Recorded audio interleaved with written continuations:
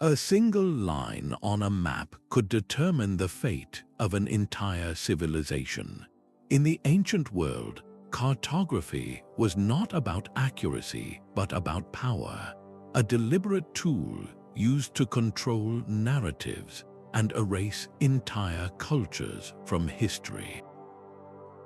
To be removed from a map was to be stripped of your place in the known world, your history silenced, your very existence denied.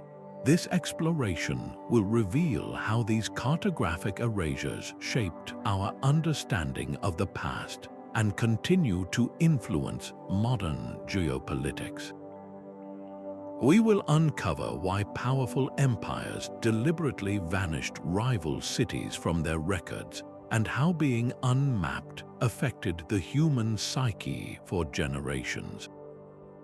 What does it mean for a people to have their home declared a blank space, and how does that silent act ripple across centuries? By the end, you will see every ancient map not as a simple guide, but as a calculated story where every inclusion and omission was a conscious choice. How many forgotten worlds do you think are still hidden in the empty spaces of old maps?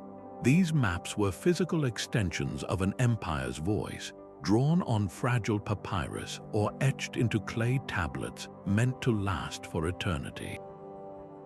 They were not created for the common traveler, but for the eyes of kings and priests, tools to visualize dominion and divine right.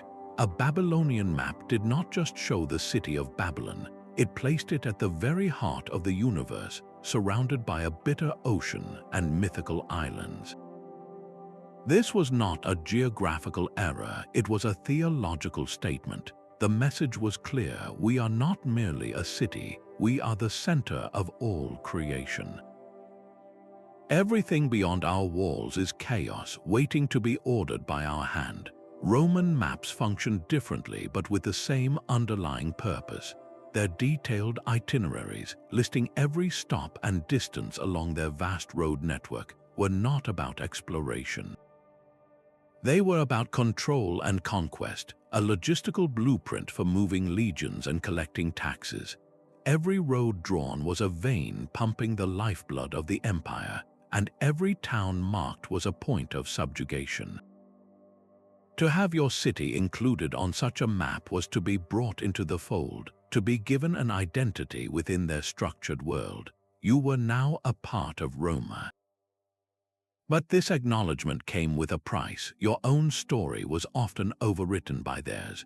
Your local gods might be merged with their pantheon, your customs labeled as quaint provincial variations of Roman life. Inclusion meant you were real, but on their terms. So if inclusion meant surrendering part of your identity, what terrible fate awaited those who were simply scrubbed away? The act of erasure often began the moment the dust of battle settled. A city was not just defeated militarily, it was dismantled cartographically, its very presence scrubbed from the record to cement a new reality. For the victors, a map was the ultimate declaration of ownership, a permanent deed to the land. When Rome finally razed Carthage to the ground after the Third Punic War, they did not just salt the earth, they purged it from their worldview. Official Roman maps and itineraries would either omit the city entirely or reduce its label to a tiny, almost insignificant notation, a mere waypoint on the road to more important Roman settlements.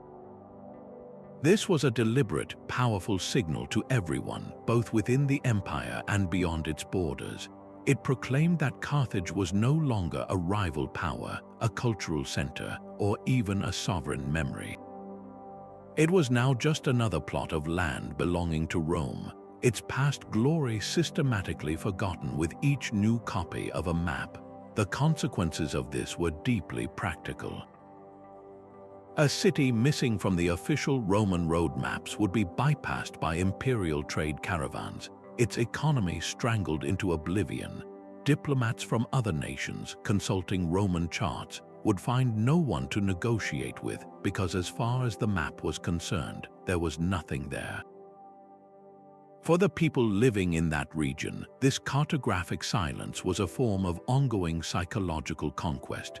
Their home, the center of their universe, had been declared a non-place by the most powerful authority on Earth. Their history was being overwritten in real time, not with a new story, but with a void. This sent a chilling message to any other state that might consider defiance. Resistance could lead not only to physical destruction but to historical annihilation, to being unmade from the world's memory. So if a city could be vanished for defiance, what about an entire people, a culture, or a way of life that simply existed outside an empire's understanding? But this erasure was far more than a political statement. It was a profound act of spiritual and cultural warfare. When a mapmaker, who was almost always a priest or a scribe in service to the state religion, chose to omit a sacred site, they were not making a simple mistake. They were declaring that place and the beliefs it represented theologically invalid. They were redrawing the spiritual world to match their own orthodoxy, effectively telling people their gods did not exist in the recognized universe. In ancient Egypt, the pharaoh Akhenaten attempted a radical religious revolution, shifting worship to a single sun god and building a new capital city dedicated to this deity. After his death, the powerful traditional priesthood systematically destroyed his legacy. They dismantled his monuments, scratched his name from king lists, and crucially, they erased his holy city from their maps and administrative records. It was not enough to defeat his ideas. They had to make it seem as if his entire experiment had never happened, purging his heresy from both the landscape and the collective memory. This pattern repeated itself across the ancient world. Early Christian mapmakers within the Roman Empire, creating maps for pilgrims, would often exclude pagan shrines and temples. The physical world depicted in their charts was a purified one, a landscape ready for Christian worship where the old gods had not just been defeated, but had never truly held sway. This cartographic cleansing made it easier for new converts to navigate their world without the constant reminder of a supplanted faith. The most devastating erasures, however, targeted not just places but entire peoples. Consider the Etruscans, a sophisticated civilization that flourished in Italy long before Rome became a republic. They had their own language, art, and complex cities. Yet, as Rome ascended, Etruscan culture was gradually absorbed and marginalized. On Greek and later Roman maps, their distinct city-states slowly lost their unique identities. They were not wiped out by war, but were instead assimilated, their cities relabeled with Roman names, their history rewritten as a mere prelude to the Roman triumph. To look at a late Republican Roman map was to see a world that was already, and always, Roman. The rich tapestry of Etruscan life was reduced to a few meaningless dots, its people becoming ghosts in their own homeland. This was a quiet, bureaucratic form of cultural genocide. By removing a people from the map, you removed them from history itself. You ensured that future generations would have no record of their sovereignty, their achievements, or their sacred spaces. The dissent was silenced not with the sword but with the stylus, and the empty space on the map became the most powerful lie of all. If a culture could be vanished from the record, how did the people living in that blank space cope with the terrifying silence? The most calculated erasures were not about conquest or faith, but about cold, hard wealth and military dominance. Maps became tools of corporate and state secrecy, where the most valuable information was not what was drawn, but what was deliberately left out. For a trading empire like the Phoenicians, a map was not a public service, it was a classified business document. Their famed navigational charts, guarded with extreme secrecy, were filled with intentional omissions and misleading details. They might chart a safe, common route for competitors to see, while completely erasing a faster passage to a tin-rich island they alone controlled. This was not cartographic error, it was a protective business strategy. To hide a location on a map was to maintain a monopoly, ensuring that the immense profits from trade in purple dye, glass, or precious metals flowed only into their coffers. The empty space on their map was not a void of ignorance but a vault of commercial intelligence. This practice of economic erasure was a global phenomenon. Ancient Chinese cartographers working for the imperial court were masters of this craft. Their beautifully rendered maps might show the grandeur of the empire and the flow of its great rivers, but they would meticulously obscure the precise locations of jade mines or the mulberry groves essential for silk production. Presenting such a map to a foreign emissary was an act of calculated diplomacy, displaying power and culture while safeguarding the very sources of that wealth. The goal was to prevent economic espionage and foreign exploitation, keeping the empire's most valuable assets a state secret. In military strategy, this concept of cartographic deception was weaponized. A Roman general planning a campaign might create a map for an allied chieftain that conveniently omitted a key mountain pass or a hidden freshwater spring, reserving that tactical advantage for his own legions. A fortress considered vital to regional defense might simply not appear on any map that could be captured by enemy scouts. In this context, a blank space was a trap, a piece of disinformation that could misdirect an entire army into ambush or starvation. The map was no longer a record of the world, it was an active participant in shaping the outcome of events. This transforms our understanding of every ancient map we study. We cannot look at an empty area and assume it was simply unknown.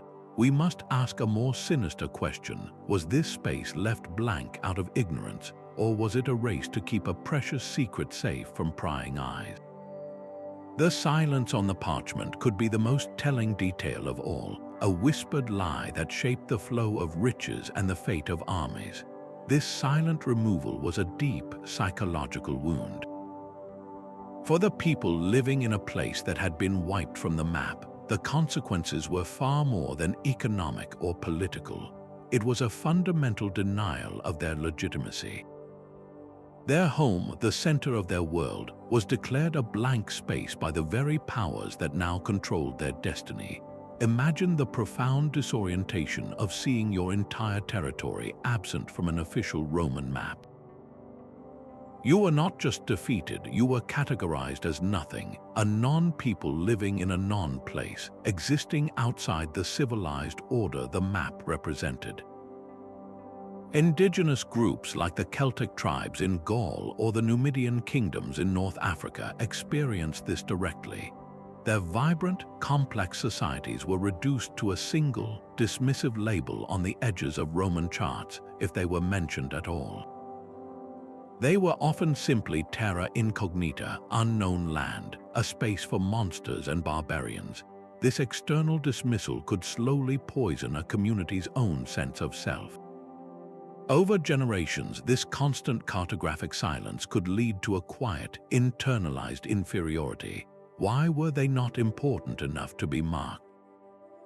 Were their stories, their ancestors, their gods not real in the eyes of the wider world?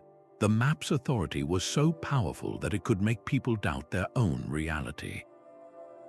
Without that external validation, their oral histories and cultural knowledge, passed down through generations, began to feel fragile.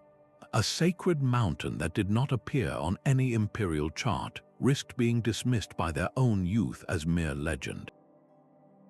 A founding story about a great leader might feel less true when the city he established was not deemed worthy of ink on parchment.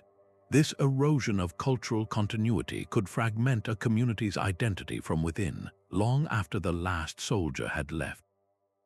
The map did not just record the world, it actively shaped the human psyche, telling entire cultures they were unworthy of memory. And if a map could inflict such damage by what it omitted, what power did it hold through the dangerous lies it chose to tell? The story of Sybaris is a perfect, chilling example of this two-pronged attack, a physical and a cartographic annihilation. This was not just a city destroyed, it was a city unmade. Sybaris was a byword for wealth and luxury in the ancient Greek world.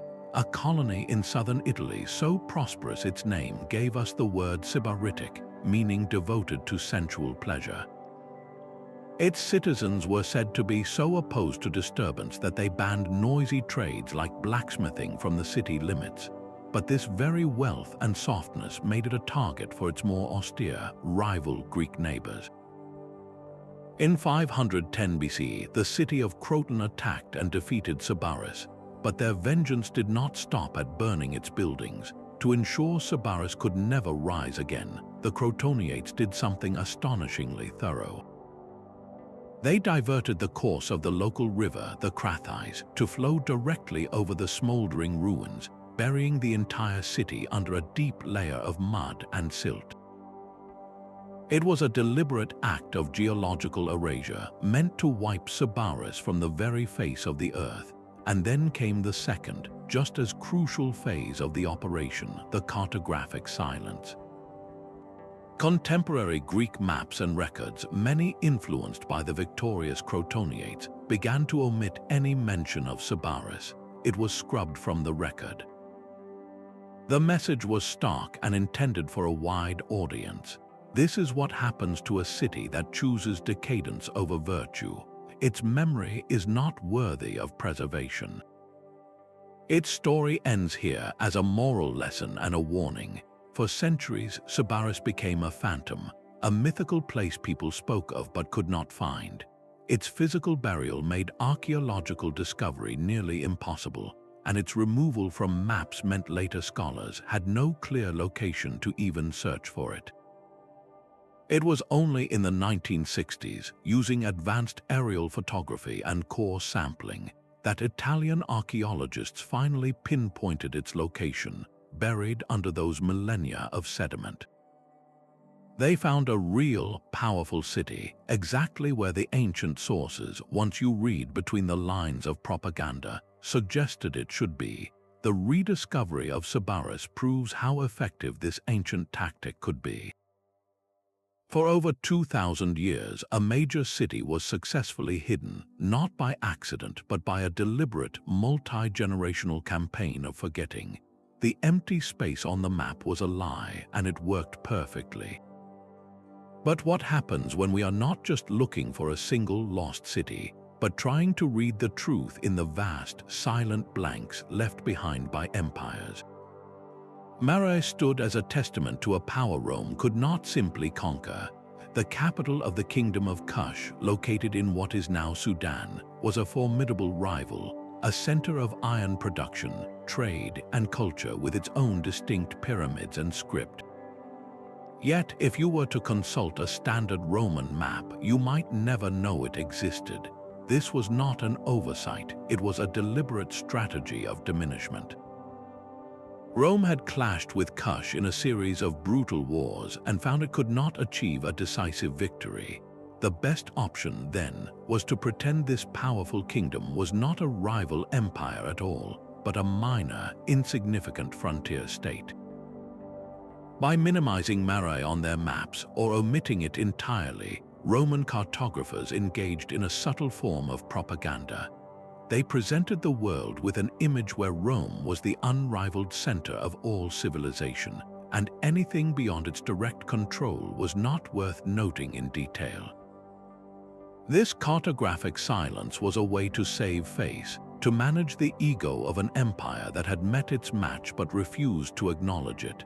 The fascinating counterpoint comes from Greek maps, which often did include Meroë, labeling it clearly and acknowledging its importance. This stark contrast proves the erasure was not a matter of universal ignorance, but a politically motivated choice specific to Rome. It was not about destroying a place, but about carefully controlling its perceived importance to fit a narrative of total dominance.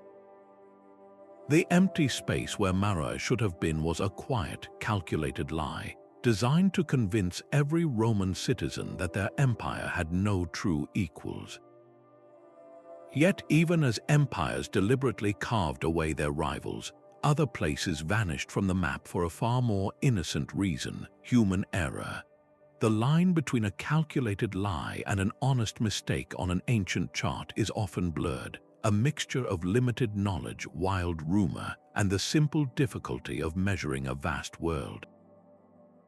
Mapmakers sitting in Alexandria or Rome had to rely on the accounts of merchants, soldiers, and explorers, men who might exaggerate a story to get a free meal or simply misremember a crucial detail.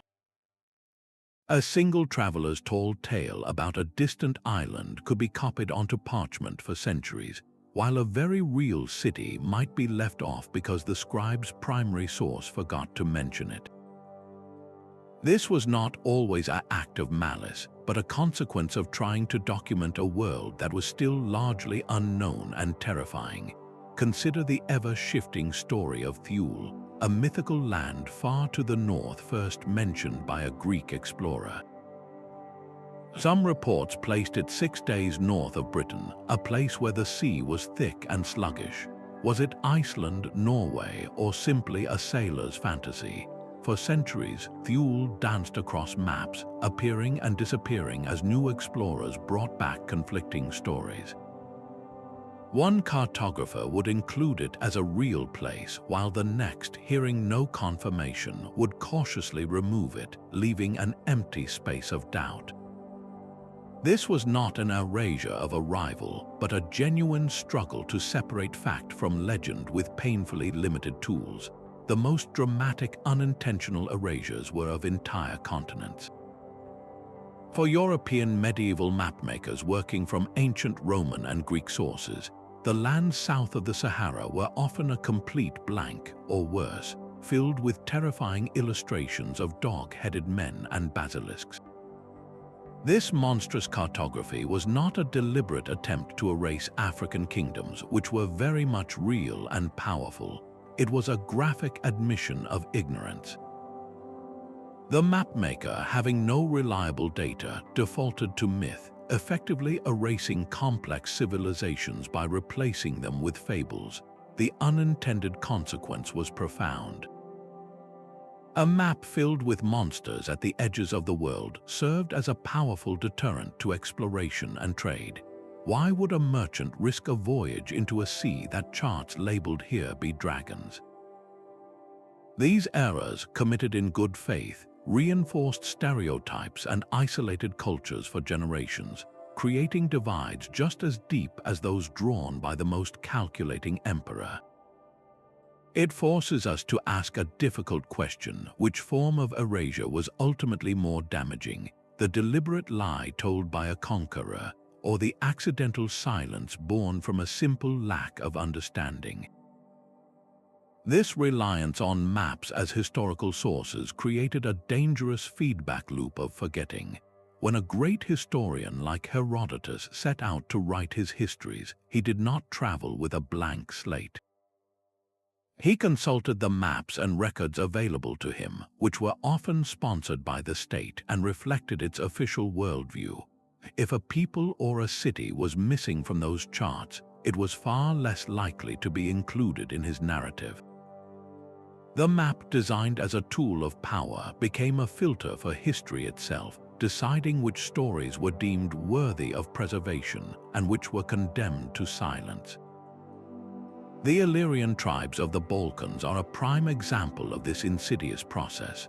These were complex warrior cultures with their own rich traditions, yet they existed on the periphery of the Greek and later the Roman world. Because they were often depicted as mere barbarians on the edge of civilized maps, or omitted entirely to simplify the imperial narrative, they received scant attention from historians like Livy or Polybius. Their conflicts with Rome were recorded as minor border skirmishes, not wars between sovereign nations. Their internal politics, their leaders, their cultural achievements, were largely ignored because, from the cartographic perspective of the center, they were not truly there.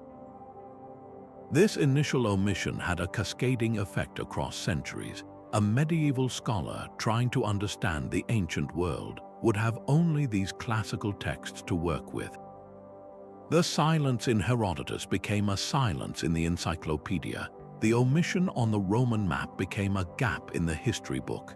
The Illyrians faded into a vague stereotype of pirates and raiders, their full story buried under layers of neglect. It has fallen to modern archaeology, with its tireless excavation of hill forts and analysis of artifacts, to slowly piece together the true scope of their civilization, proving they were far more than the footnotes the ancient maps made them out to be. This is the ultimate consequence of cartographic erasure. It does not just change the present, it actively sculpts the future's understanding of the past.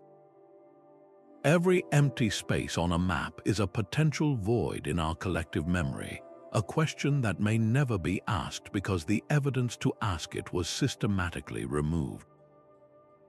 To study history honestly, we must learn to read these silences as loudly as we read the inscriptions, to understand that the most powerful stories are sometimes the ones that were deliberately never told.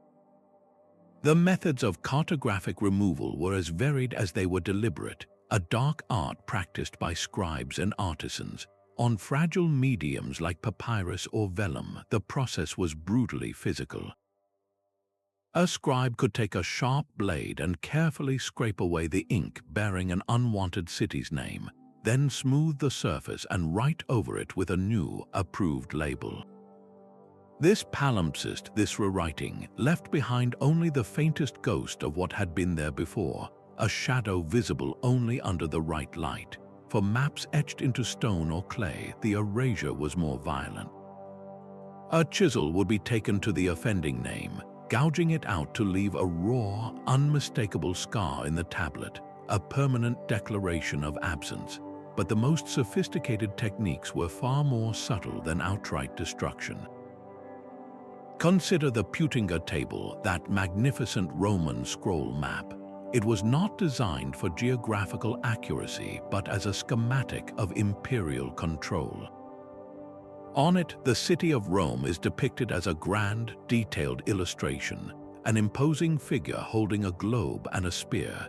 Yet a powerful, rival civilization like Persia might be shrunk down to a tiny, almost identical dot, visually minimized to suggest it was no more significant than a minor provincial town. This was erasure through scale, a way to diminish a threat without literally removing it, making the empire's rivals look small and unimportant through clever design. Then there was the tool of the label, a way to erase complexity with a single, dismissive phrase. Vast regions home to diverse, sophisticated cultures could be lumped together under a single, scornful heading. The words Barbaricum or Here Be Dragons were not just whimsical decorations. They were powerful cartographic tools. To label a territory as the land of barbarians was to declare it unworthy of further exploration or understanding. To mark a sea with monsters was to effectively erase its navigable routes, discouraging any travel that might lead to independent discovery. These phrases were the equivalent of drawing a bold line and declaring, "Nothing of value exists beyond this point." The empty space was not a question mark, it was a statement, a final verdict written in ink and imagination. Yet this brutal act of erasure only makes sense when contrasted with its opposite, the immense privilege of being included. For a city to be drawn onto an ancient map was to be granted a form of immortality, to be written into the story of civilization itself. Major centers like Rome, Athens, or Persepolis were not just marked, they were celebrated, often depicted as colossal structures towering over the landscape, their names inscribed in bold lettering that declared their supreme importance. This was not cartographic honesty, it was a deliberate act of glorification.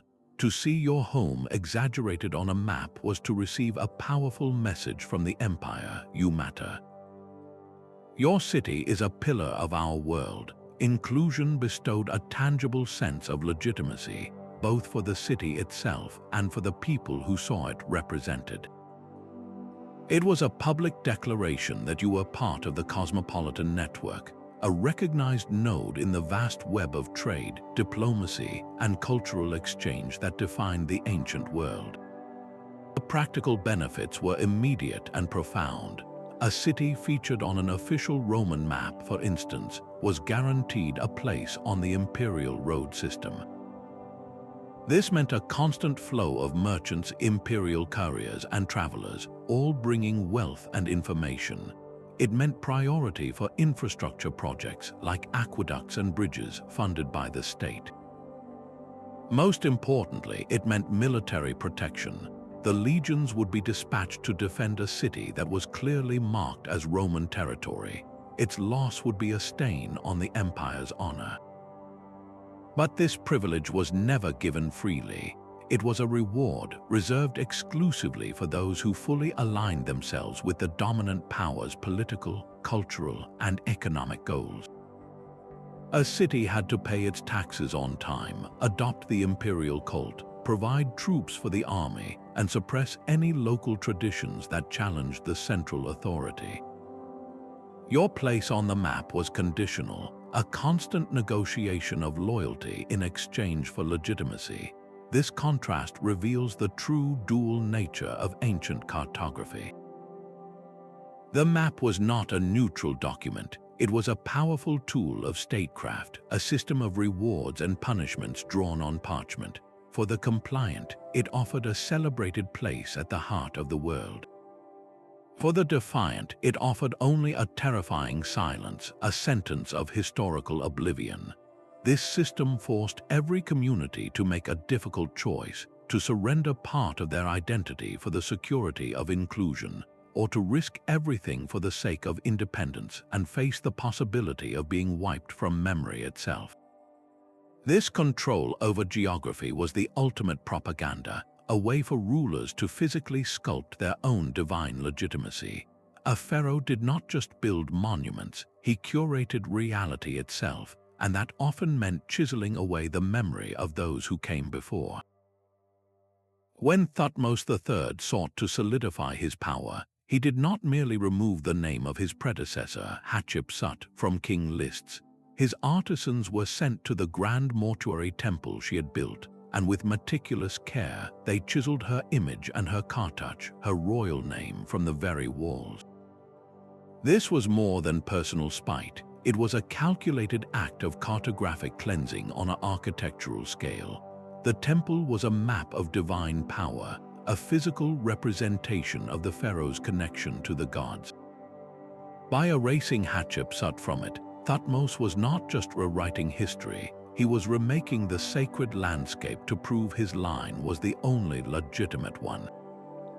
He was asserting that her reign had been a chaotic aberration, a tear in the divine fabric that he was now stitching closed. His message to the people was clear: look upon this temple and see a world that has always been and will always be under my sole and unquestioned authority. There is no other story. The Assyrian kings took this concept of cartographic propaganda to a brutal, international level. Their royal inscriptions are filled with boasts not just of military victory, but of total erasure. A typical victory stele might proclaim that the king had not only defeated a rebellious city, but had razed it, sowed the ground with salt, and then, crucially, had its name struck from all records and maps. This was a performance of power meant for a global audience. By publicly announcing that a city had been unmade, the Assyrian king was communicating a terrifying message to any other vassal state considering rebellion. Resistance would not lead to mere defeat and taxation. It would lead to absolute oblivion. You would cease to exist both as a physical place and as a memory. This narrative control was a potent tool for projecting an image of unstoppable strength and stability. A map from the heart of the Assyrian Empire would show a perfectly ordered world, with the capital at its center and obedient provinces radiating outward. The empty spaces where rival cities once stood were not voids of ignorance, but proof of the king's power to vanquish chaos. He was not just a ruler of land, but the master of reality itself, able to add or subtract entire civilizations with the stroke of a scribe's pen. This crafted image of total control was essential for holding together a vast, multi-ethnic empire fraught with internal tensions. The map became a promise to his subjects: within my borders there is only order. Beyond them, only those foolish enough to be erased. But the power to erase was never absolute. Modern science has handed us the tools to read between the lines of these ancient lies, to peel back the layers of mud and ink and rediscover what was meant to be forgotten forever. Technologies like LiDAR, which uses laser pulses to see through dense jungle canopy, have become our time machines. From the air, archaeologists can now map the ghostly outlines of entire cities that have been swallowed by the earth and the forest for 1,000 years. In the jungles of Belize, LiDAR revealed the true, staggering scale of the Maya city of Caracol. What was once thought to be a minor settlement was mapped as a vast metropolis, with sprawling suburbs, intricate road systems, and immense agricultural terraces that supported a population far larger than anyone had imagined.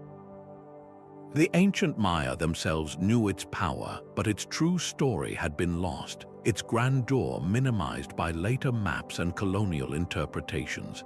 Similarly, in the deserts of Oman, the mythical lost city of Ubar, long dismissed as a fable from Arabian Nights, was pinpointed using satellite imagery and ground-penetrating radar.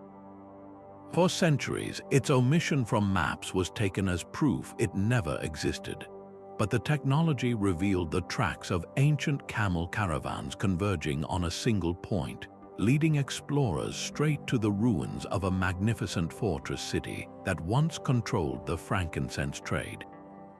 Its rediscovery was a powerful rebuttal to centuries of skepticism, proving that a place can be very real even if a cartographer chooses to ignore it.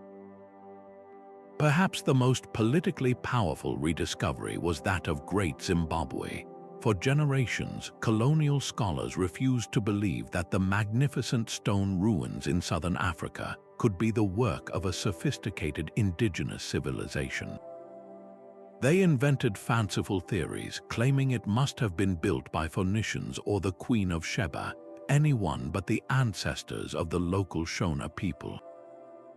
This was an erasure in real time, a denial of achievement meant to justify colonial rule by portraying Africa as a continent without history, but meticulous archaeology proved the truth.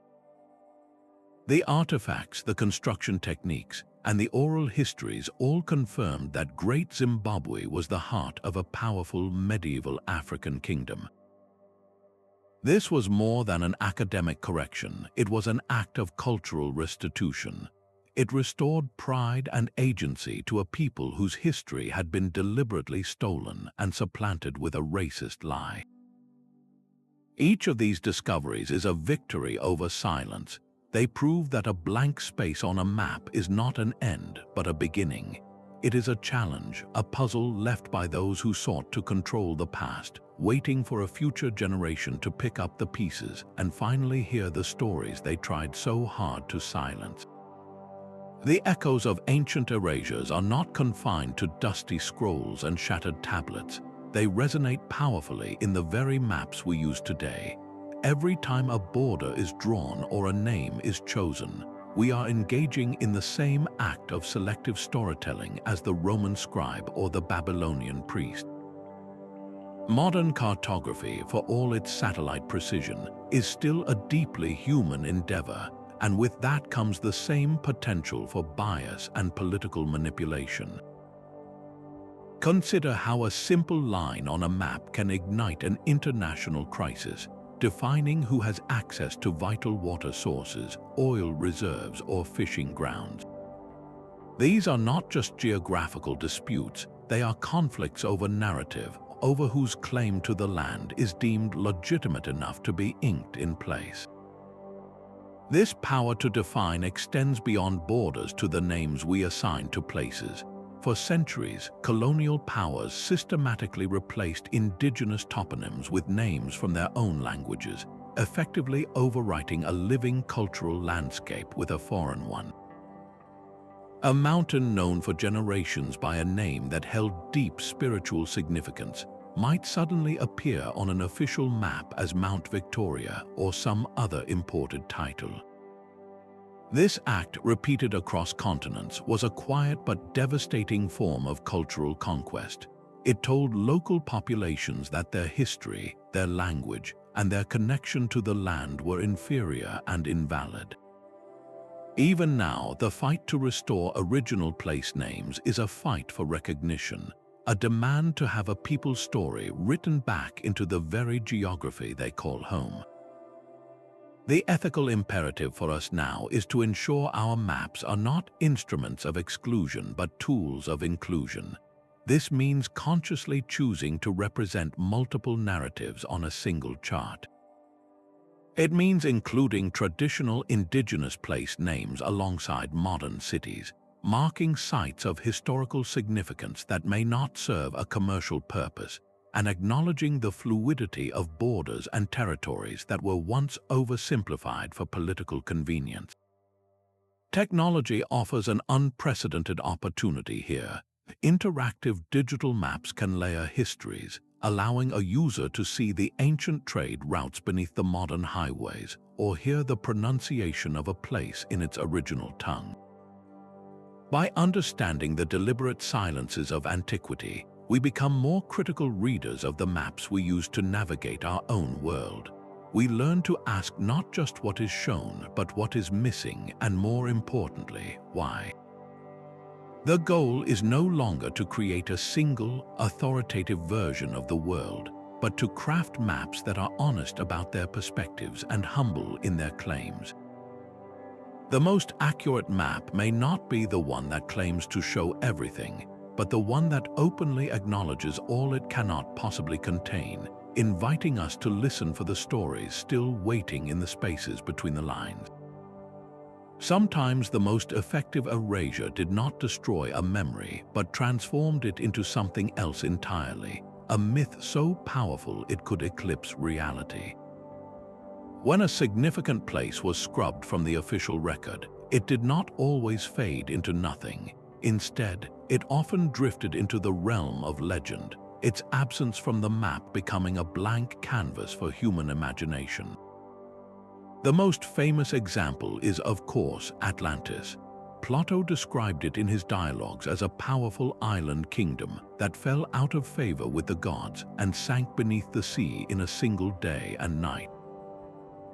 Whether he intended it as a philosophical allegory or was recounting a distorted memory of a real event like the Thara eruption, the effect was the same. Subsequent Greek and Roman mapmakers, operating without a clear geographical reference for Atlantis, simply left it off their charts. This omission was not a malicious act against a rival power, but a cartographic admission. We do not know where this is or if it ever was. Yet that very absence is what gave the legend its incredible power. For centuries, the fact that Atlantis was not on any map meant that it could be anywhere. It fueled the dreams of explorers and the schemes of charlatans, sending ships across the Atlantic in search of a kingdom that existed only in a story. Its removal from geography granted it a strange form of immortality in the human psyche. The same phenomenon occurred with the Garden of Eden. Early Christian mapmakers, trying to reconcile theology with the known world, often placed it proudly in the east, a real location at the edge of their charts.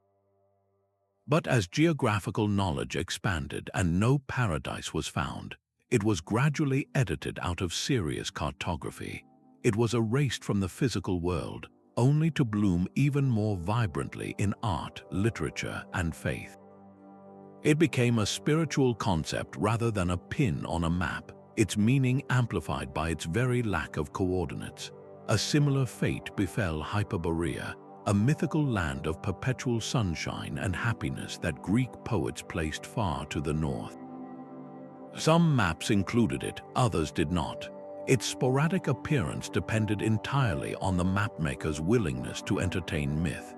This inconsistent cartography turned Hyperborea into a flexible symbol, an ideal that could represent unattainable peace or a lost golden age. In each case, the act of erasure or inconsistent mapping did not cause the place to be forgotten. Paradoxically, it allowed the idea to become unmoored from reality and grow larger than life. The blank space on the map became an invitation to dream, to project our greatest hopes and fears onto the unknown. This reveals a fascinating twist in our story. To be erased could sometimes mean to be liberated from the constraints of geography, to become a story so powerful it would inspire quests that shaped history, sending generations in search of a void that they were determined to fill. A single omission on a map could reroute the entire flow of ancient commerce, starving one port while feeding another. This was economic warfare waged with a scribe's pen, and the consequences were devastatingly real. When a mapmaker chose to erase a prosperous trading hub, they were not just making a geographical edit, they were deliberately strangling its economy. Merchants and ship captains, relying on these official charts for their voyages, would simply bypass a city that did not appear. Its markets would empty, its docks would fall silent, and its influence would wither away, all because it had been declared a non-place by the authority of the map. This power to redirect wealth was a favorite tool of empires. A ruling power might deliberately minimize a rebellious port city on its maps while exaggerating the importance of a loyal ally, effectively funneling trade and the immense tax revenue that came with it to a friendlier shore. The map became a lever pulled to reward compliance and punish defiance with economic ruin. But the most guarded secrets were not cities, but the routes to the resources themselves. The Phoenicians, master navigators of the Mediterranean, were legendary for this. Their maps, closely guarded state secrets, were filled with intentional inaccuracies and glaring omissions to protect their lucrative trade monopolies. They knew the location of rich tin mines in ancient Britain, a metal essential for making bronze, and they were determined to keep that knowledge to themselves. Their charts might show a dangerous, circuitous route around the coast, while completely erasing a faster, safer passage across open water that led directly to the source. For a competitor, a Phoenician map was a masterpiece of misinformation. A blank space on their chart was not a sign of ignorance, it was a locked door hiding a fortune. This practice turned geography into a corporate asset, and the truth became a commodity too valuable to share. For the explorers who dared to venture into these cartographic blanks, the risks were immense. Setting sail with a map that deliberately omitted treacherous coastlines or hidden reefs was a potential death sentence. A journey based on such a document was a leap into the terrifying unknown, where a single error in a scribe's calculation could mean shipwreck and ruin. Yet sometimes these very deceptions led to accidental discovery. A captain blown off course by a storm while trying to follow a misleading route might stumble upon an entirely new landmass, a bittersweet reward for navigating a sea of lies. This reveals the true nature of these ancient maps. They were not passive records of the world. They were active, manipulative instruments in a high-stakes game of global exchange. Every line drawn and every space left blank was a deliberate choice that shaped destinies, built fortunes, and doomed others to obscurity. They were the ancient equivalent of controlling a stock market or a digital algorithm, proving that the power to erase information has always been a primary tool for controlling the world. But the land remembered what the maps tried to forget. Across the silenced spaces of the ancient world, a different kind of cartography thrived, one not drawn on parchment but etched into memory and passed from generation to generation through song and story. For the cultures that empires sought to erase, oral tradition became a defiant act of preservation, a living archive that no conqueror could burn or chisel away. Indigenous Australians offer one of the most profound examples of this resilience. For over 60,000 years, they maintained an intricate understanding of their continent through songlines, a vast network of epic stories and melodies that mapped the entire landscape. Each rhythm and verse encoded directions, marked sacred water sources, detailed the locations of specific plants, and chronicled the journeys of ancestral beings. A single song could function as a perfect navigational chart, guiding a traveler across hundreds of miles of desert with pinpoint accuracy. To them, the land itself was the map, and their culture was the key to reading it. European explorers, clutching their own charts that labeled the interior as a vast, empty desert, were completely blind to this deep, layered geography that had been sung into existence for millennia. The emptiness on their parchment was not a reflection of reality, but a confession of their own inability to see. In West Africa, the survival of history relied on a different kind of keeper, the griots. These master storytellers and oral historians were the living libraries of empires like Ghana and Mali, kingdoms that often appeared as mere blips or were entirely absent from Arab and European maps. The griots did not just memorize lists of kings and battles, they held the entire cultural and geographical identity of their people. Through complex poetic recitations, they preserved the locations of ancient capitals, the borders of forgotten territories, and the trade routes that once pulsed with gold and salt. When a king wanted to know the extent of his ancestral lands, he did not unroll a scroll, he summoned a griot. This oral map was dynamic, adaptable, and immune to the whims of foreign cartographers who might dismiss a great empire as a blank space labeled simply the land of the blacks. The persistence of these traditions forces us to redefine what a map truly is. It does not have to be ink on paper. It can be a melody, an epic poem, a pattern woven into a basket, or a story told around a fire. These were not crude substitutes for real maps. They were sophisticated, sustainable systems of knowledge designed to survive where physical artifacts could not. Modern historians and archaeologists are now learning to consult these living maps, understanding that the path to rediscovering a lost city might begin not with a satellite image, but by listening carefully to an elder's song. The silence imposed by ancient empires was profound, but it was never absolute. As long as one person remembered the stories, the erased places were never truly gone. They were just waiting patiently for the world to listen again. The most profound erasures were not just political but spiritual. A map could be a declaration of divine truth, and any deviation from that truth was a heresy that had to be scrubbed away. In the ancient world, geography and faith were inseparable, and to challenge one was to challenge the other. This made the cartographer's pen a sacred instrument, wielded to purify the world of any belief that did not align with the official orthodoxy. For the Zoroastrian priests of Persia, drawing a map was an act of worship. Their charts would meticulously chart the world of the righteous, but they might deliberately omit or misplace a mountain sacred to a rival faith or a temple dedicated to a different god. This was not an oversight, it was a theological statement. By leaving a competing holy site off the map, they were declaring it cosmologically irrelevant, a blight on the sacred landscape that had no place in the divinely ordered universe.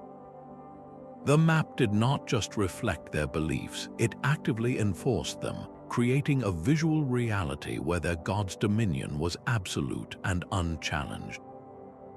This practice reached its zenith in the medieval Christian world with the Mappae Mundi.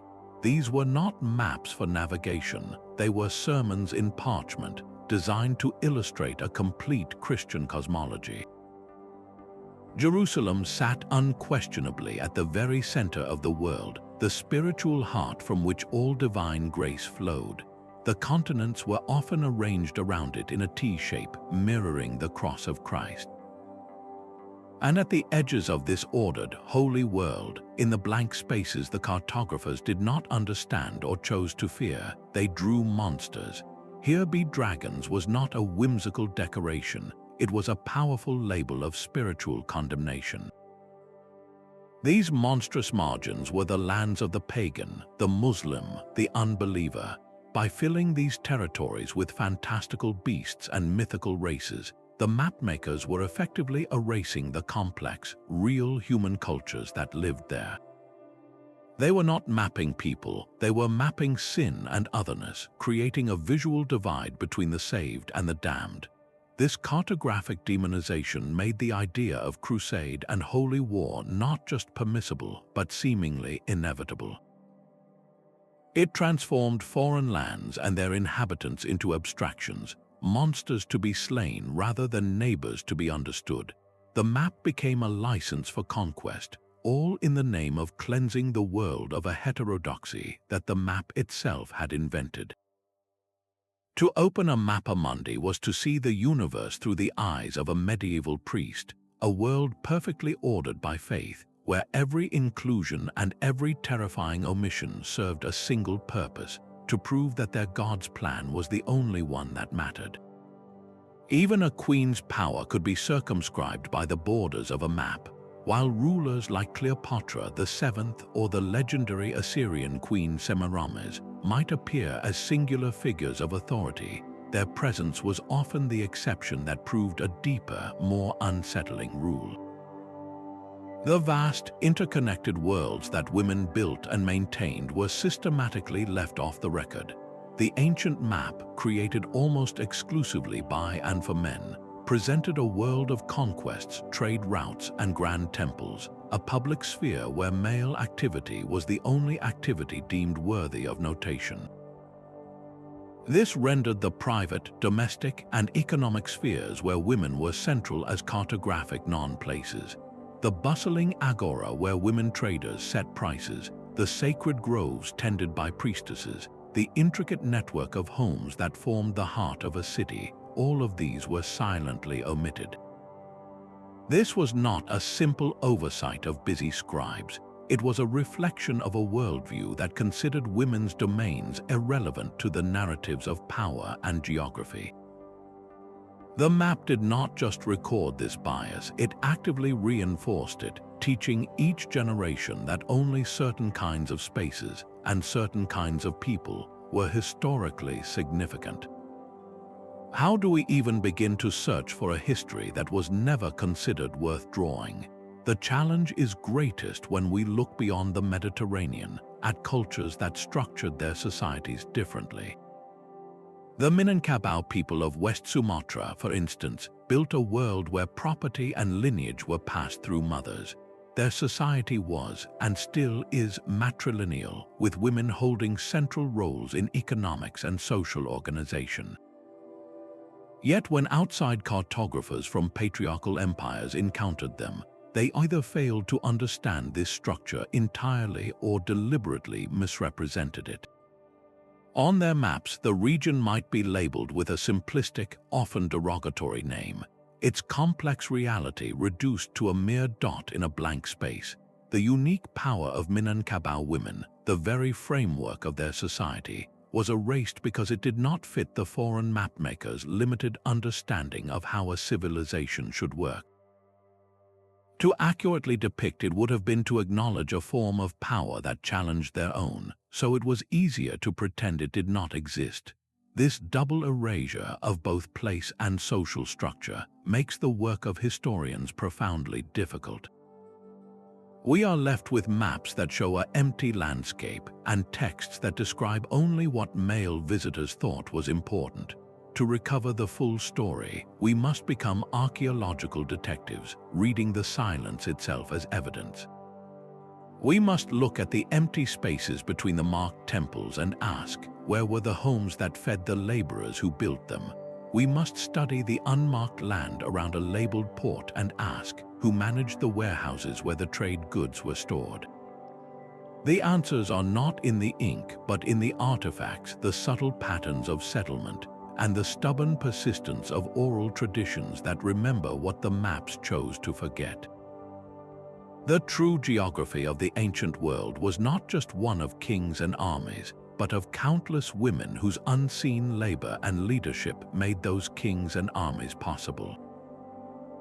Their world is still there, waiting for us to learn how to see it. These ancient silences did not fade with the crumbling of empires. They hardened into the very borders that scar our modern world. The legacy of cartographic erasure is etched into the most volatile geopolitical disputes of our time. When European colonial powers gathered at the Berlin Conference in 1884 to carve up the African continent, they did not consult the intricate territorial understandings of the hundreds of kingdoms and ethnic groups already living there. They unrolled maps that were, in many ways, descendants of those ancient Roman charts, maps that labeled vast swaths of the interior as empty or populated only by vague, monolithic tribes. These blank spaces became an invitation to draw straight, arbitrary lines with a ruler dividing cultures, severing trade routes, and lumping historical rivals together into unstable, artificial nations. The modern borders of countless African and Middle Eastern countries are a direct result of this, a 20th century act of imperial cartography built upon a foundation of centuries of deliberate omission. The conflict in the Darfur region of Sudan, for instance, is not just a modern tragedy. It is a direct consequence of colonial mapmakers ignoring the complex territorial boundaries between nomadic and sedentary tribes, boundaries those cultures had understood for generations. In the Middle East, the Sykes-Picot Agreement of 1916 secretly drew lines across the Ottoman Empire's provinces, creating new states with no regard for the ancient and deeply felt affiliations of the people living there.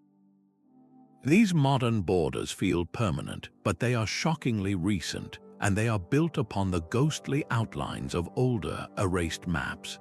The dispute between Greece and Macedonia over a name was at its heart a fight over an ancient cartographic legacy, an argument about which modern nation had the right to claim a history that old maps had obscured and conflated. Even the relentless conflict between Israel and Palestine is fueled by competing, deeply held historical maps, each side presenting ancient documents and archaeological evidence to prove their primordial claim to the land, a testament to how powerfully a centuries-old line on a parchment can still shape human destiny. This is the living, breathing consequence of erasure. It is not a dusty academic concept.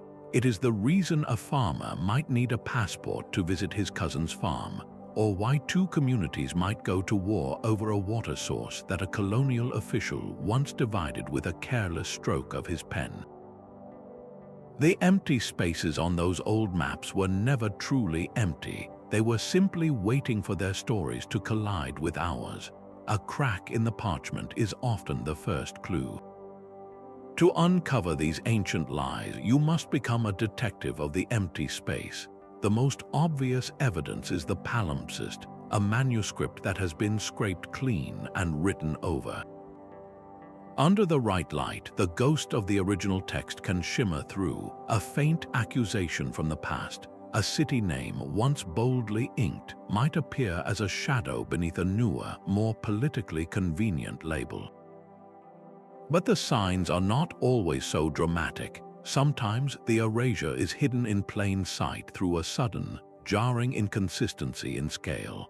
A map might depict one region with intricate detail, showing every village and stream, only to collapse a vast, known civilization into a tiny, undifferentiated blob on its periphery.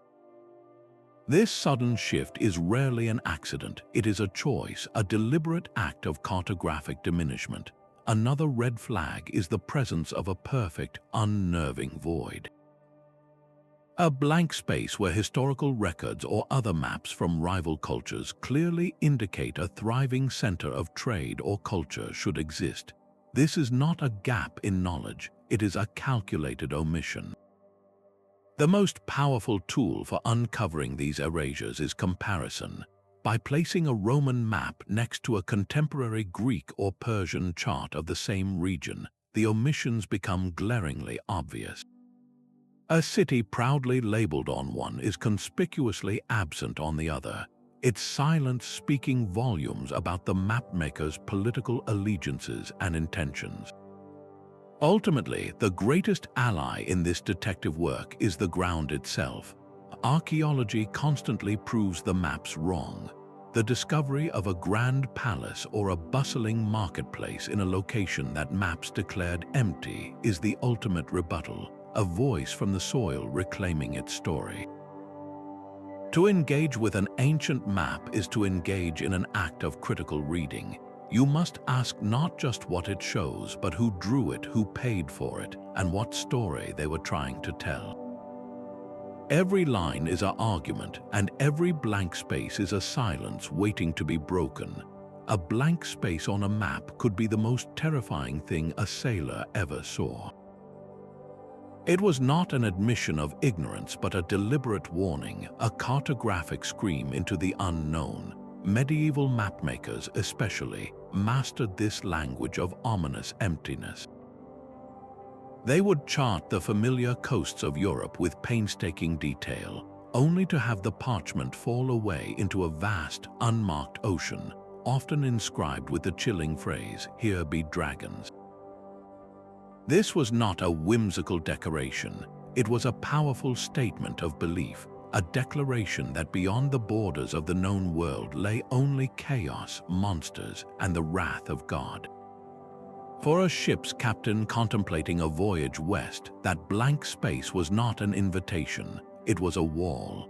It represented a tangible, soul-shivering fear that the mapmaker had deliberately cultivated to keep people safely within the bounds of the orthodox world. Yet for a different kind of mind, that very same void pulsed with an irresistible allure. The blank space became a siren's call, a challenge to the bold and the curious. It whispered a tantalizing question: what if the monsters are not real? What if beyond that edge lies something beyond our wildest dreams? This was the dual psychology of the empty parchment, a single symbol that could simultaneously represent paralyzing fear and boundless opportunity, all depending on who was holding the map. The mapmaker, by choosing to leave an area blank, was not just omitting data, he was making a profound psychological choice. Was he protecting people from their own ambition by filling the void with terror, or was he quietly encouraging discovery by leaving it open to interpretation? A blank could be a threat, a way for a king to tell his subjects, "Venture here and you are beyond my protection, in a land of beasts and demons." It could be a confession, a humble admission from a scholar that, despite all his learning, some parts of the world remained a glorious mystery. Or it could be the ultimate challenge, a gauntlet thrown down by a patron of exploration, daring the next generation to fill that silence with names, routes, and riches. To truly understand an ancient map, we must learn to read these silences as actively as we read the inscriptions. We must ask what that emptiness was meant to convey and how it shaped the ambitions and fears of everyone who laid eyes upon it. The empty spaces were not passive absences, they were active participants in the story, shaping human destiny as powerfully as any drawn line. A poet's imagination could fill a void left by a cartographer's pen. When a real place was scrubbed from official maps, it did not simply vanish from human consciousness. Instead, it often drifted into the realm of story, becoming a blank canvas upon which a culture could project its deepest fears, wildest fantasies, and most profound allegories. The missing geography of the physical world became the fertile ground for the geography of myth. Homer's epic poem, The Odyssey, is perhaps the greatest example of this transformation. For centuries, scholars have debated the real-world locations of the places Odysseus visited. Was the island of the Cyclops based on Sicily? Could the enchanting, sorcerous Aea be found off the coast of Italy? Most intriguing is the Phaeacian island of Scheria, a land of incredible seafaring skill and utopian peace, which many believe was a mythical echo of a real, sophisticated Minoan settlement that had been lost to time and perhaps deliberately forgotten by later Greek mapmakers. By being omitted from the known world, Scheria was liberated from the constraints of geography. It was no longer just a dot on a chart. It became an ideal, a symbol of a perfect society that existed just beyond the edge of the familiar, a place that could live forever in the human imagination precisely because no one could ever sail to its real coordinates. This cultural alchemy did not stop with the ancients. Medieval artists illustrating the edges of their mappamundi turned cartographic silence into a bestiary of wonders. The empty spaces labeled "Here be dragons" were not left blank. They were filled with breathtakingly detailed illustrations of dog-headed cynosphali, of cyopods using their single giant foot as shade, and of majestic, dangerous beasts. The map's omission did not create a void of nothingness. It created a vacuum that was instantly filled with a vibrant, terrifying, and awe-inspiring menagerie. These images were not mere decoration. They were a direct response to the unknown, a way to give form to the fear and curiosity that a blank space on a parchment evoked. In this way, the act of erasure did not end a story. It began a new and often far more enduring one. A city unmapped could become a legend. A forgotten island could become an allegory for the human soul's journey. The silent spaces on the map were not graves for lost places, but cradles for the myths that would define civilizations for millennia. A line drawn in ink could silence a civilization for 1,000 years. We have traveled from the deliberate burial of Sybaris to the diminished glory of Meroë, witnessing how a simple omission on a map was a profound act of power, a tool to reshape political reality, dismantle cultural identity, and control the very flow of history itself. These were not accidents of geography, but calculated narratives woven by the powerful, stories where inclusion was a conditional gift and erasure was a final sentence. The consequences were devastatingly real, strangling economies, demonizing beliefs, and forcing generations to question their own place in the world. Yet, as the rediscovery of lost cities like Great Zimbabwe proves, this silencing was never absolute. The truth, buried under mud and myth, has a stubborn way of re-emerging, challenging the lies told on parchment with the undeniable evidence of stone. This entire journey forces a single, vital conclusion that every map is a story, not a snapshot. It is an argument crafted by human hands, reflecting the biases, ambitions, and fears of its creators. To look at an ancient map without questioning its silences is to accept a version of history written by the victors. The empty spaces are not voids of nothingness, they are questions waiting to be asked. They challenge us to listen for the echoes of what was meant to be forgotten, to read between the lines and seek the fuller, richer, more complex story of our shared past. So the next time you see an old map, I urge you to look closer. Ask not only what is shown, but what is missing and why, whose story was deemed unworthy of the ink. If unraveling these historical mysteries has captivated you, subscribe to continue the journey with us.